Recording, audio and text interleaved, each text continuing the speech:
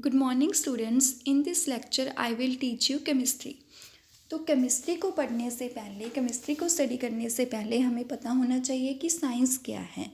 Science क्या है? Science एक साइंटिया नामक वर्ड से साइंस को इन्वेंट किया है, साइंस वर्ड बना है। तो साइंस का मतलब क्या होता है? साइंटिया का मतलब क्या होता है? किसी चीज़ को जानना, किसी चीज़ के बारे में नॉलेज एक्वायर करना। आफ्टर केयरफुल ऑब्जर्वेशन, जैसे मैंने डेफिनेशन में लिखा है, the word science means to know और to acquire knowledge after careful observation. मतलब किसी चीज़ के को देखने परखने के बाद, किसी वस्तु या किसी पदार्थ को देखने परखने के बाद उसके बारे में नॉलेज एक्वायर करना, उसको जानने की कोशिश करना, वो किस में आ जाता है? साइंस में आ जाता है। साइंस का बेसिकली मतलब ही होता है टू नो और टू एक्वायर नॉलेज, मतलब ज्ञान प्राप्त करना। अब साइंस है जो, वो दो टाइप्स की होती हैं, एक तो फिज़िकल साइंस और एक बायोलॉजिकल साइंस।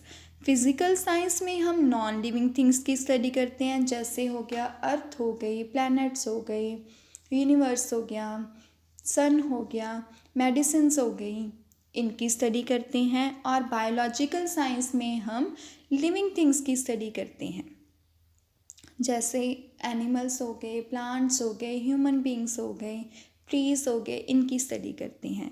तो फिज़िकल साइंस आगे दो टाइप्स की होती है, फिज़िक्स एंड केमिस्ट्री। फिज़िक्स मतलब भौतिक विज्ञान, केमिस्ट्री मतलब रसायन विज्ञान। तो फिज़िक्स फर्स्ट ऑफ ऑल क्या होती है? जिसमें हम नेचर की स्टडी करते हैं, प्रकृति या फिर कुदरत की स्टडी करते हैं, जहाँ नेचर में होने वाली घटनाओं, नेचुरल फिनोमिना की स्टडी करते हैं। वो क्या आ जाती है? फिज़िक्स। फिज़िक्स में हम किसकी स्टडी करते हैं? नेचर की स्टडी करते हैं, या फिर नेचर में होने वाली घटनाओं, नेचुरल फिनोमिना की स्टडी करते हैं। बायोलॉजी में क्या करते हैं हम? बायोलॉजी जैसे मैंने आपको पहले ही बता दिया है, बायोलॉजिकल साइंस, जीव विज्ञान। मतलब बायोलॉजी का मतलब होता है स्टडी और बायो का मतलब होता है जीव। तो जीवों की स्टडी करते हैं, मतलब लिविंग थिंग्स की अगर हम स्टडी करें तो वो किस में आ जाता है? बायोलॉजी में आ जाता है। नेक्स्ट है केमिस्ट्री। केमिस्ट्री क्या होती है? केमिस्ट्री में भी defined as a branch of science which deals with, जो किसके साथ डील करती है? Which deals with the study of composition, structure and properties of matter. Matter का मतलब क्या होता है? कोई भी पदार्थ, कोई भी वस्तु।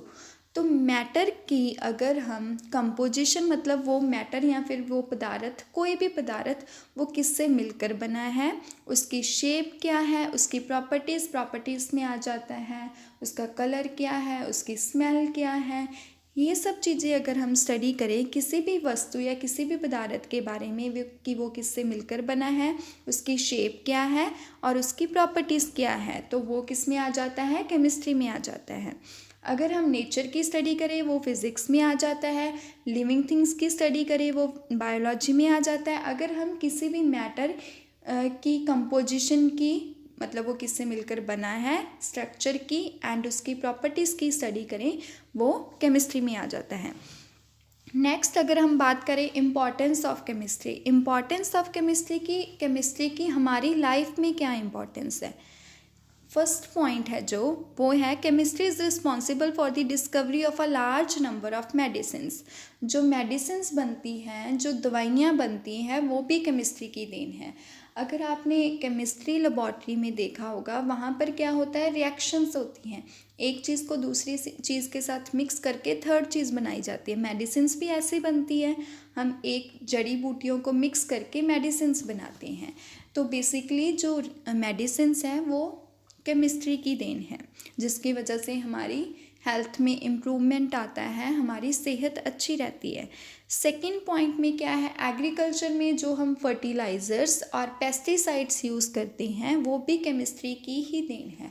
फर्टिलाइज़र्स की वजह से हमारी ज़मीन की उपजाऊ शक्ति बढ़ती है, एंड पेस्टिसाइड्स उन कीड़ों मकोड़ों को ख़त्म करते हैं जो हमारी फसल को ख़राब करते हैं, बर्बाद करती हैं। तो एग्रीकल्चर में जो हम फर्टिलाइज़र्स एंड पेस्टिसाइड्स यूज़ करते हैं, वो भी केमिस्ट्री की देन है। थर्ड पॉइंट, हाई एक्सप्लोजन्स होते हैं, जो हाई पावर एक्सप्लोजन्स होते हैं, जैसे कि एटॉमिक बॉम्ब हो गया, हाइड्रोजन बॉम्ब हो गया, ये भी केमिस्ट्री की देन है। और अगर हम बात करें इंडस्ट्रियल मटेरियल, सीमेंट, पेंट, ये भी केमिस्ट्री की कंसेप्ट यूज़ करके बनते हैं। तो ऐसे हम देख सकते हैं कि ऐसी बहुत सारी चीज़ें हैं हमारी एवरीडे लाइफ में जो कि केमिस्ट्री की कंसेप्ट यूज़ करके बनती है, केमिस्ट्री की हेल्प से बनती हैं। तो केमिस्ट्री की हमारी लाइफ में बहुत इम्पोर्टेंस है।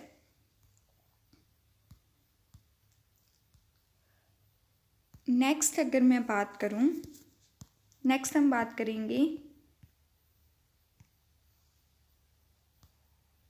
मैटर की। तो matter and classification of matter. Matter क्या होता है? केमिस्ट्री की डेफिनेशन में हमने पढ़ा था कि केमिस्ट्री में हम किसकी स्टडी करते हैं? कोई भी मैटर, उसकी कंपोजिशन की, उसकी प्रॉपर्टीज़ की, उसकी स्ट्रक्चर की स्टडी करते हैं। वो बनता कैसे है, उसकी शेप क्या है, उसकी स्ट्रक्चर क्या है, या फिर उसकी प्रॉपर्टीज़ क्या हैं। तो अब अगर मैं बात करूं कि मैटर होता क्या है, मैटर क्या होता है? Anything that occupy space and possess mass. कोई भी चीज़ जो जिसका मास होता है और जो जिसके लिए जिसे अपने लिए जगह चाहिए होती है, जो स्पेस ऑक्यूपाई करता है और जिसका कुछ ना कुछ मास होता है, वो क्या होता है? मैटर, पदार्थ।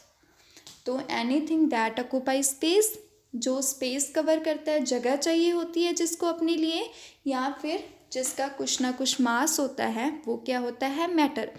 देन अगर मैं बात करूँ क्लासिफिकेशन ऑफ मैटर, तो मैटर को हम दो तरह से विभाजित करेंगे, मतलब दो तरह से क्लासीफाई करेंगे। फर्स्ट चीज़ आ जाती है फिजिकल क्लासिफिकेशन एंड सेकंड चीज़ आ जाती है केमिकल क्लासिफिकेशन।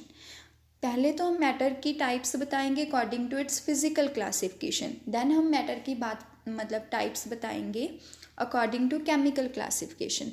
फिजिकल क्लासिफिकेशन का मतलब क्या है कि उसकी फिजिकल अपीयरेंस कैसी है, मतलब मैटर की हम टाइप्स बताएंगे अकॉर्डिंग टू फिजिकल अपीयरेंस के बारे में कि वो चीज़ दिखती कैसे है, उसका मास, उसकी स्पेस वो कितनी कवर करती है, इस चीज़ के बारे में अगर हम बात करें, शेप साइज़ के बारे में, वो चीज़ आ जाती है फिजिकल क्लासिफिकेशन में। केमिकल क्लासिफिकेशन में हम बात करेंगे कि वो मैटर है जो वो किससे मिलकर बना है, उनके अकॉर्डिंग हम उसकी टाइप्स बताएंगे। फिजिकल क्लासिफिकेशन में मतलब उसकी फ़िज़िकल अपीयरेंस, वो दिखता कैसे, उसकी शेप क्या है, उसका साइज़ क्या है, वो कितनी स्पेस कवर करता है। अब अगर हम इसकी बात करें तो वो फिज़िकल क्लासिफिकेशन में आ जाता है। तो फिज़िकल क्लासिफिकेशन के अकॉर्डिंग मैटर की 3 टाइप्स होती हैं, सॉलिड, लिक्विड एंड गैस। तो सॉलिड क्या है? सब्सटेंस को हम सॉलिड कब कहेंगे? अगर उसकी डेफिनेट शेप होगी और वो एक डेफिनेट स्पेस कवर करेगा, मतलब हमें पता होगा कि वो इतनी स्पेस कवर करेगा और उसकी ये शेप है, उसकी ये शेप है, मतलब उसकी shape according to conditions change नहीं होगी कि अगर हमने ज़्यादा टेम्परेचर में रख दिया तो उसकी शेप बढ़ गई या कम हो गई, ये नहीं होगा। उसकी एक डेफिनेट शेप होगी और हमें पता होगा कि वो कितनी स्पेस कवर करेगा। तो वो चीज़ आ जाती है सॉलिड में, जिसकी शेप भी हो और जो स्पेस भी ऑक्यूपाई करे, जैसे टेबल है, चेयर है, ब्लैकबोर्ड है, चॉक है, कंप्यूटर हैं, इनकी एक डेफिनेट शेप होती है और एक स्पेस कवर करती है, डेफिनेट स्पेस कवर करती हैं ये। नेक्स्ट ठोस, सॉलिड का मतलब होता है ठोस, ठीक है। तो अगर पंजाबी में बात करें तो सॉलिड ठोस, लिक्विड तरल। तरल क्या होता है? तरल पदार्थ क्या होते हैं? जिसकी जो स्पेस तो कवर करती हैं, स्पेस तो ऑक्यूपाई करती हैं, पर उसकी कोई डेफिनेट शेप नहीं होती। जैसे अगर हम बात करें वाटर की, वाटर की कोई डेफिनेट शेप नहीं होती। तो वाटर को हम जिस बर्तन में डाल देते हैं वो उसकी शेप ग्रहण कर लेता है, वाटर की अपनी कोई शेप नहीं होती। अगर हम ग्लास में डाल देंगे तो वो ग्लास की शेप का हो जाएगा, मतलब वाटर है जो, वो ग्लास में आ जाएगा। अगर हम छोटी कॉली में डाल देंगे तो वो उसकी शेप में आ जाएगा। तो वाटर की कोई डेफिनेट शेप नहीं होती, लेकिन वो स्पेस ऑक्यूपाई करता है, वो जगह कवर करता है। जैसे एक सिंगल ड्रॉप ऑफ वाटर भी स्पेस ऑक्यूपाई करता है। तो वो जो चीज़ स्पेस ऑक्यूपाई करे बट उसकी कोई डेफिनेट शेप ना हो, वो क्या होते हैं, लिक्विड और तरल पदार्थ। For example water, oil, juice, milk etcetera. ठीक है।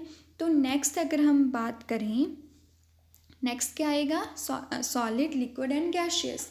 जो गैसेस होती हैं जैसे ऑक्सीजन गैस होगी जो एयर में प्रेजेंट है, उनकी ना तो हम ये बता सकते हैं कि उनकी डेफिनेट शेप क्या है, शेप तो ऑब्वियसली नहीं बता सकते, और ना ही ये बता सकते हैं कि उन्होंने स्पेस कितनी कवर की है, ना ही ये बता सकते हैं कि उन्होंने डेफिनेट स्पेस कितनी कवर की है।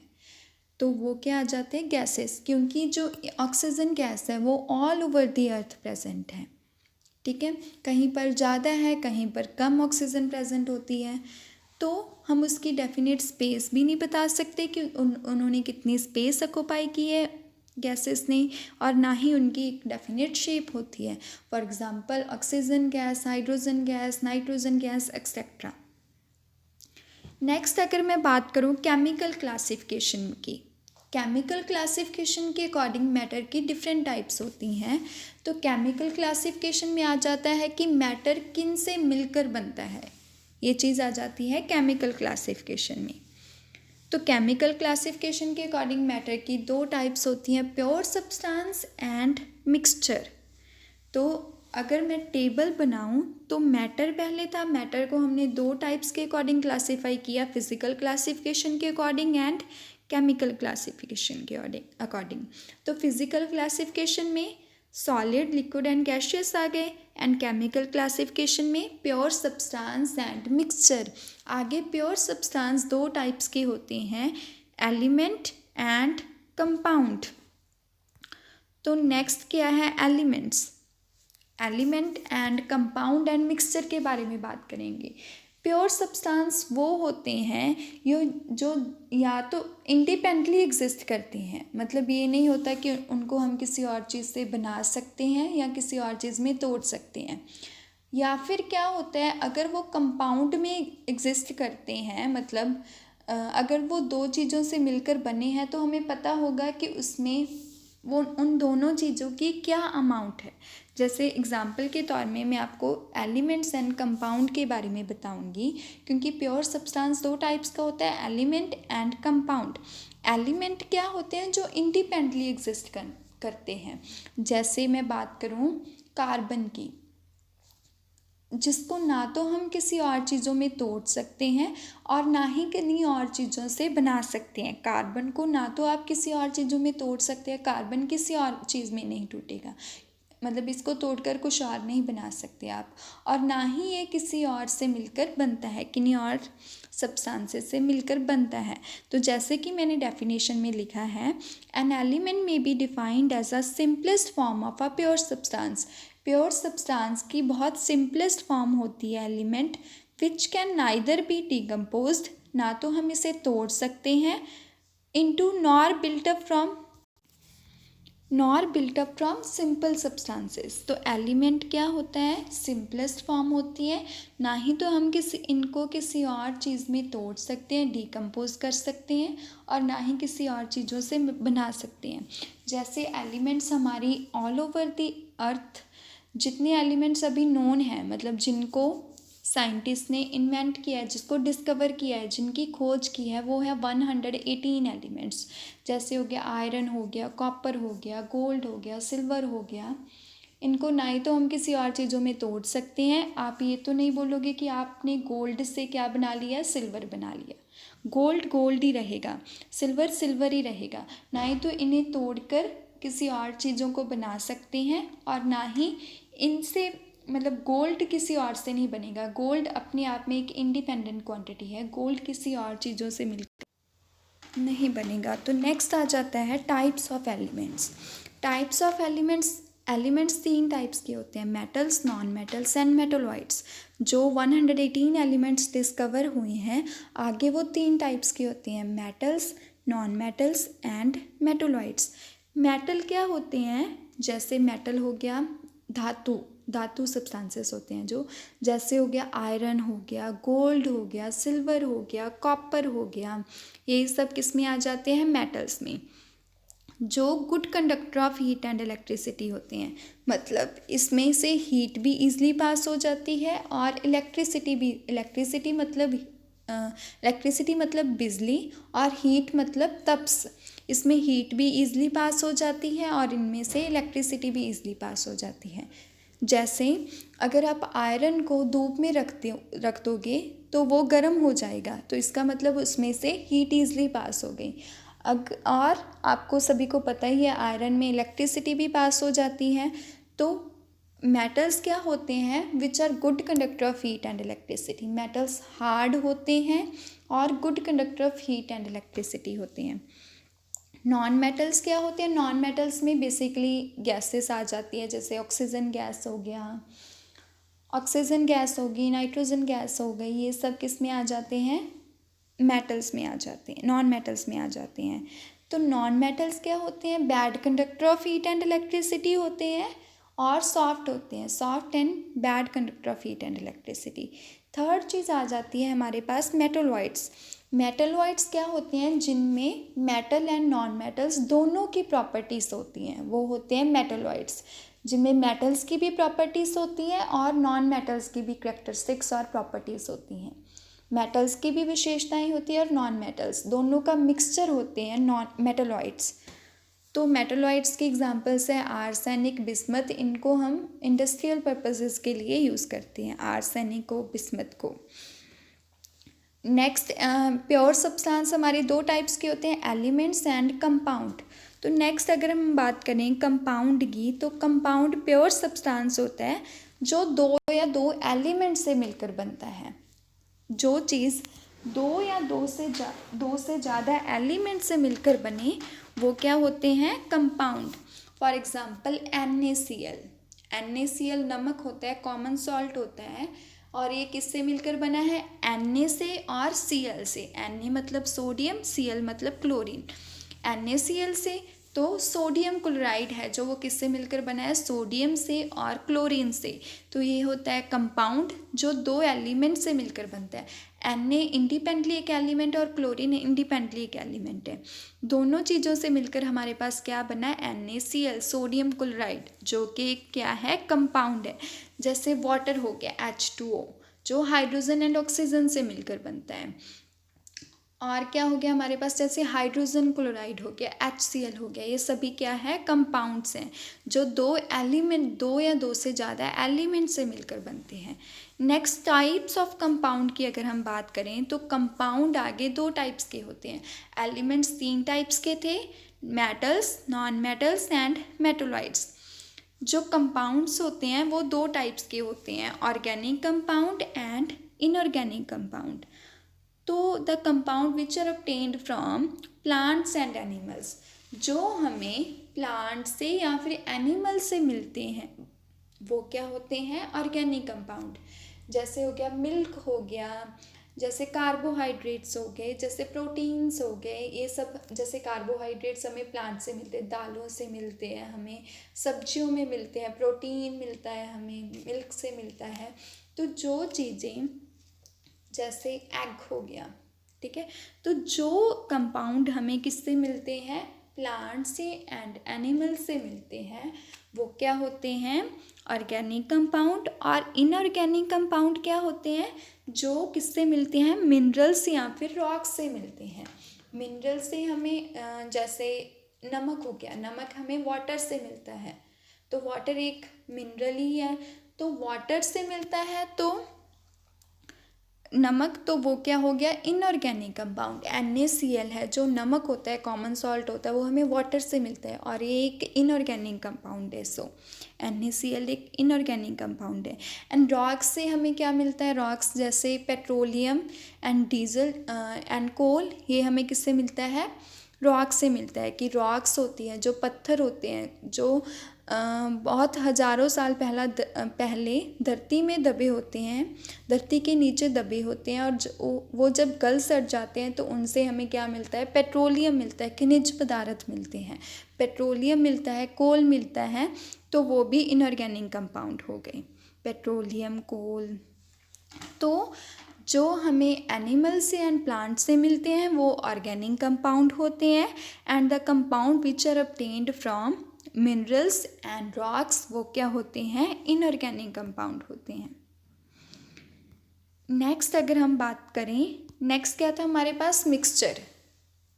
केमिकल क्लासिफिकेशन के अकॉर्डिंग दो टाइप्स की होती है matter, pure substance and mixture. Pure substance आगे एलिमेंट्स होते हैं और कंपाउंड्स होते हैं। तो मिक्सचर में क्या आ जाता है, a mixtures may be defined as a combination of a two और मोर एलिमेंट्स, मतलब बहुत सारे एलिमेंट्स और कंपाउंड को अगर हम मिला दें तो वो किस में आ जाता है, मिक्सचर में। जैसे एयर है, एयर बहुत सारी गैसेस का मिक्सचर है, mixture of oxygen, nitrogen, carbon dioxide, water vapours etcetera. तो मिक्सचर में क्या आ जाता है, जिसमें हम बहुत सारे एलिमेंट्स और कंपाउंड को मिला दें तो वो क्या बन जाता है, मिक्सचर बन जाता है। तो मिक्सचर एंड कंपाउंड में क्या फ़र्क है, क्योंकि कंपाउंड में भी हमने यही बात की थी कि कंपाउंड है जो वो दो या दो से ज़्यादा एलिमेंट से मिलकर बनता है, और मिक्सचर भी बहुत सारे एलिमेंट से मिलकर बनता है। तो इनमें डिफरेंस क्या है कि कंपाउंड में क्या होता है कि हमें डेफिनेट पता होता है कि NaCl में Na कितनी अमाउंट में प्रेजेंट है एंड क्लोरीन कितनी अमाउंट में प्रेजेंट है। बट मिक्सचर में क्या होता है, हमें जो मतलब एयर है, जैसे बहुत सारे कंस्टिट्यूएंट्स बहुत सारे चीज़ों के मिलकर बनती है, लेकिन हमें ये नहीं पता होगा कि उसमें एग्जैक्ट मतलब अगर हम ऑक्सीजन इतनी ही अमाउंट में प्रेजेंट है और मतलब किन किन चीज़ों का मिक्सचर है। जैसे मैंने लिखा, air is a mixture of oxygen, nitrogen, carbon dioxide, water vapours etcetera. मुझे नहीं पता कि और कितनी गैसेस का मिक्सचर होगा ऑक्सीजन। तो कंपाउंड में हमें एग्जैक्ट अमाउंट पता होती है कि उसमें NaCl में Na और क्लोरीन ही प्रेजेंट है, लेकिन मिक्सचर में क्या होता है, हमें पता नहीं होता कि कौन कौन सी चीज़ों का मिक्सचर है और कितनी कितनी अमाउंट में प्रेजेंट है, वो डेफिनेट नहीं रहता। अगर हम बात करें एयर में, कभी ऑक्सीजन कम हो जाती है और कभी ऑक्सीजन बढ़ जाती है, तो वो एक डेफिनेट चीज़ नहीं रहती कि एयर में ऑक्सीजन इतनी ही अमाउंट में प्रेजेंट है, कहीं पर ऑक्सीजन कम है, कहीं पर ऑक्सीजन ज़्यादा है। तो मिक्सचर एंड कंपाउंड में यही फ़र्क है कि उसमें जो भी चीज़ें प्रेजेंट होती है, NaCl में सोडियम एंड क्लोरीन प्रेजेंट है, वो डेफिनेट अमाउंट में प्रेजेंट होती है। बट मिक्सचर में जो भी चीज़ें प्रेजेंट होती है वो डेफिनेट अमाउंट में प्रेजेंट नहीं होती। नेक्स्ट है हमारे पास टाइप्स ऑफ मिक्सचर। तो मिक्सचर आगे दो टाइप्स के होते हैं, homogeneous mixture and heterogeneous mixture. Homogeneous mixture क्या होगा, a mixture is said to be homogeneous if its composition is uniform throughout. मतलब अगर होमोजीनियस मिक्सचर क्या होगा, अगर उसकी कंपोजिशन यूनिफॉर्म होगी, एक सार होगी। मतलब अगर हम दो चीज़ों को मिक्स कर रहे हैं तो हमें पता नहीं चलेगा कि ये कहाँ प्रेजेंट है और ये कहाँ प्रेजेंट है। जैसे अगर मैं पानी में शक्कर मिला रही हूँ तो वो यूनिफॉर्म हो जाएगा, मतलब कि वो पूरी तरह घुल जाएगा। शक्कर है जो पानी में पूरी तरह घुल जाएगी और हमें पता नहीं चलेगा कि शक्कर कहाँ है और पानी कहाँ है, वो आपस में पूरी तरह घुल जाएंगी। हेट्रोजीनियस मिक्सचर क्या होगा, A mixture is said to be heterogeneous if its composition is not uniform throughout। अगर उसकी कंपोजिशन मतलब वो जिससे मिलकर बना है, मिक्सचर जिससे मिलकर बना है, उसकी कंपोजिशन यूनिफॉर्म नहीं होगी। जैसे अगर मैं बात करूँ ऑयल एंड वाटर की, अगर आप ऑयल एंड वाटर को मिक्स करते हो तो वाटर अलग दिखता है और ऑयल अलग दिखता है। हमें पता चल जाता है कि यहाँ पर वाटर प्रेजेंट है और यहाँ पर ऑयल प्रेजेंट है, वो पूरी तरह से आपस में मिक्स नहीं हो पाते। जैसे सैंड एंड शुगर, अगर आप मिट्टी में शुगर मिक्स करोगे तो हमें पता चलेगा कि यहाँ पर शुगर है, यहाँ पर मिट्टी है, तो उनको आप सेपरेट भी कर सकते हो और वो अलग दिखेगा भी, मतलब कि पूरी तरह से मिक्स नहीं होंगे। होमोजीनियस मिक्सचर क्या होता है, जिसमें चीज़ें जो आपकी कंपोजिशन होती हैं जिससे मिलकर मिक्सचर बनता है वो पूरी तरह से मिक्स हो जाते हैं। जैसे पानी में शुगर मतलब पानी में शुगर बिल्कुल मिक्स हो जाती है। और हेट्रोजीनियस मिक्सचर क्या होगा, जिसकी कंपोजिशन यूनिफॉर्म नहीं रहती, जो आपस में मिक्स नहीं हो पाते, वो क्या होते हैं, हेट्रोजीनियस मिक्सचर। तो ये था हमारा आज का लेक्चर। हमने पहले साइंस के बारे में पढ़ा। साइंस की आगे हमने दो टाइप्स की, physical science and chemical science. फिर आगे फिज़िकल साइंस दो टाइप्स की होती है, फिज़िक्स एंड केमिस्ट्री। तो बेसिकली साइंस हमारे पास तीन टाइप्स की आ गई। साइंस जो हमने 10th तक अभी तक पढ़ा है, physics, chemistry and biology. Biology में भी आगे मतलब जैसे बॉटनी हो जाती है, जूलॉजी हो जाती है। बॉटनी में हम प्लांट्स की स्टडी को अलग एक नाम दे दिया बॉटनी, एंड एनिमल्स की स्टडी को अलग नाम दे दिया जूलॉजी। एंड अगर हम ह्यूमन बींग्स की स्टडी बोलें तो उनको नाम दे दिया फॉरेंसिक साइंस। तो ये हो जाता है कि आगे बायोलॉजी की भी काफ़ी टाइप्स हैं, फिज़िक्स की भी काफ़ी टाइप्स हैं, केमिस्ट्री की भी काफ़ी टाइप्स हैं। इनऑर्गेनिक केमिस्ट्री हो गया, ऑर्गेनिक केमिस्ट्री हो गया, एंड फिज़िकल केमिस्ट्री हो गया। फिज़िक्स की भी आगे काफ़ी टाइप्स हैं, जैसे एस्ट्रोनॉमिकल फ़िज़िक्स हो गया, जिसमें आप जैसे स्पेस की स्टडी करते हैं तो वो हो जाती है एस्ट्रोनॉमिकल फ़िज़िक्स। तो फिज़िक्स की भी आगे काफ़ी टाइप्स हैं। इलेक्ट्रॉनिक्स हो गया, जिसमें आप फिज़िक्स की आगे टाइप्स होती है। इलेक्ट्रॉनिक्स हो गया जिसमें आप स्टडी करते हो, इलेक्ट्रॉनिक सब्जेक्ट की स्टडी करते हो। ऑब्जेक्ट्स जैसे टीवी हो गया, बल्ब्स हो गए, इलेक्ट्रॉनिक सब्जेक्ट ऑब्जेक्ट्स होते हैं जो बिजली से चलने वाले ऑब्जेक्ट्स होते हैं। उनकी आप अगर स्टडी करते हो तो उनको आप बोलते हो इलेक्ट्रॉनिक्स। ठीक है, तो फिर हमने स्टडी किया था chemistry importance of chemistry study किया हमने। Matters and classification of matter की आगे मैंने बताया कि मैटर कोई भी चीज़ होती है जो स्पेस कवर करता है और जिसका मास होता है। मैटर की क्लासिफिकेशन की हमने, physical classification and chemical classification. Physical classification में आ गया solid, liquid and gaseous, and chemical classification में आ गया pure substance and mixture. Pure substance क्या होते हैं, आगे एलिमेंट्स एंड कंपाउंड आ गया है प्योर सब्सटेंस में। एंड आगे एलिमेंट्स तीन टाइप्स के थे हमारे पास, metals, non metals and metalloids. And compound आगे दो टाइप्स के हैं हमारे पास, organic compound and inorganic compound. आगे मिक्सचर है, जो मिक्सचर भी आगे दो टाइप्स का, होमोजीनियस मिक्सचर जो यूनिफॉर्म रहता है और हेट्रोजीनियस मिक्सचर। तो ये था हमारा आज का केमिस्ट्री का लेक्चर।